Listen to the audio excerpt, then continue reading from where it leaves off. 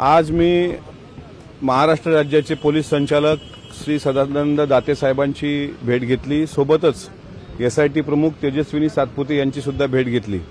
त्या भेटीमागचं कारण असं होतं की लोकनेते आदरणीय अजितदादा पवार साहेब यांच्या विमानाच्या अपघाताला 4 महिने उलटून गेल्यानंतर सुद्धा अद्यापही तपास कार्याला गती का नाही, अद्यापही सीसीटीव्हीचं जे काही महाराष्ट्र सीसीटीव्हीच्या बाबतीत विचारतोय त्याबाबत सध्याचं स्टेटस काय आहे।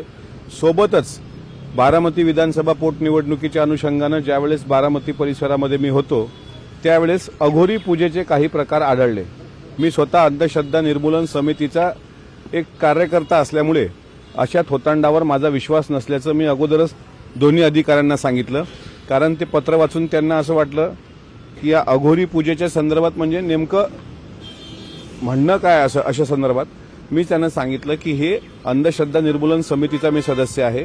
आम्ही शिवशाहू फुले आंबेडकर विचार मांडणारी लोक आहोत।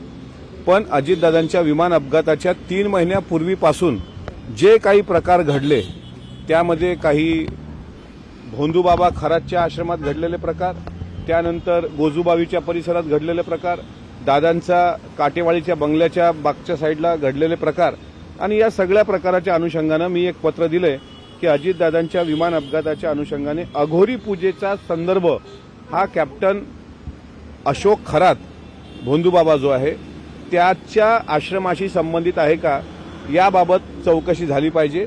त्यांनी तात्काळ तसे निर्देश पण दिले, एसआयटी प्रमुखांना निर्देश दिले, पाषाणला जे अधिकारी आहेत पुण्याला ज्यांच्या अंडरमध्ये हे सगळं तपास यंत्रणा लागलेली आहे त्यांना सुद्धा त्यांनी तसे निर्देश दिले। मी सदानंद दाते साहेबांचं मनापासून आभार व्यक्त करतो की त्यांनी अत्यंत चांगला प्रतिसाद दिला आणि अघोरी पूजेच्या अनुषंगानं आता तो तपास व्हावा असे आदेश त्यांनी निर्गमित केले आहेत।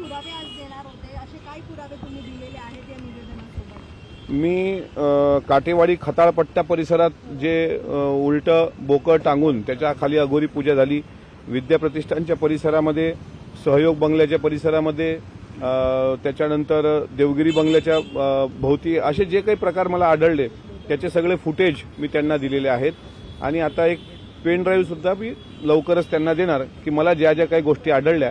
फक्त विनंती अशी राहील की तपास करायला आणखी गती यावी, महाराष्ट्राच्या समोर सत्य यावं आणि जर हा अपघात असेल तर तो अपघातच आणि जर तो घातपात असेल आणि त्याच्या मागे जर खरात प्रकरण असेल तर त्या अनुषंगानं त्याची चौकशी व्हावी। पण मग या अघोरी पूजा संदर्भात त्यांनी जरी आदेश निर्गमित केले असले तरी समिती एक स्पेशल गठीत करण्यासंदर्भात देखील तुम्ही आग्रही राहणार आहात? नाही, एसआयटी प्रमुख ज्या सातपुते मॅडम आहेत त्यांना आम्ही हेच सांगितलं का तपास यंत्रणा तुमच्या अध्यक्षतेखाली आहे आणि खरात हा तुम्हीच अटक केलेला आहे म्हणून त्याची चौकशी करताना तुमचे कोणते भक्त बारामतीमध्ये होते का, त्यांनी हे सगळं घडून आणलंय का? कारण बाहेरच्या लोकांची हिंमत नाही आहे बारामतीमध्ये जाऊन अघोरी पूजा करण्याची, त्यामुळे बारामतीतले काही लोक त्याला सहकार्य करत होती का ह्या अनुषंगानं तपास झाला पाहिजे। आता याच्यामध्ये जर एका महिन्यात फारसा सकारात्मक प्रतिसाद मिळाला नाही तर मग माझं पुढचं पाऊल हे मी त्यावेळेस सांगणार।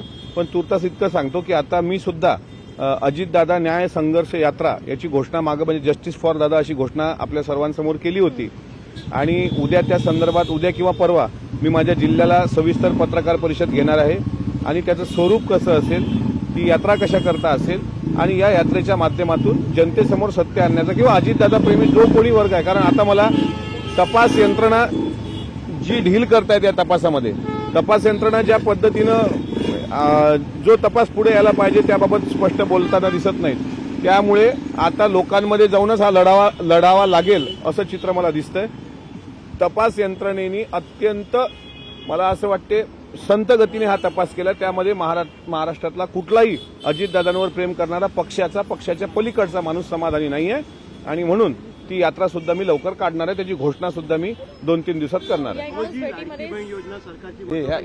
एकूणच प्रकरणामध्ये सीबीआय चौकशी करण्याची मागणी देखील दादा गटाकडून करण्यात आली होती, त्या संदर्भात काही चर्चा झाली आहे का? सीबीआयच्या तपास यंत्रणेसंदर्भात सुद्धा चर्चा केली पण तशी काही समाधानकारक उत्तरं मला मिळालेली नाहीत।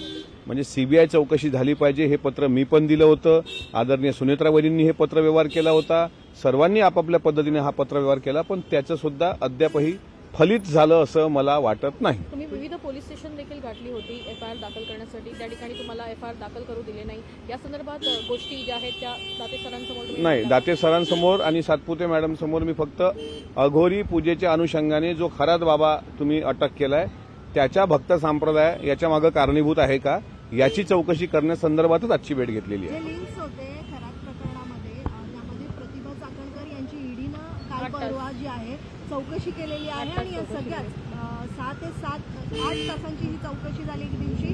त्याच दरम्यान ईडीच्या चौकशीमध्ये 50 लाख रुपये जे आहेत ते प्रतिभा चाकणकर यांच्या खात्यावर आल्याचं कळतंय. मात्र ह्या सगळ्याकडे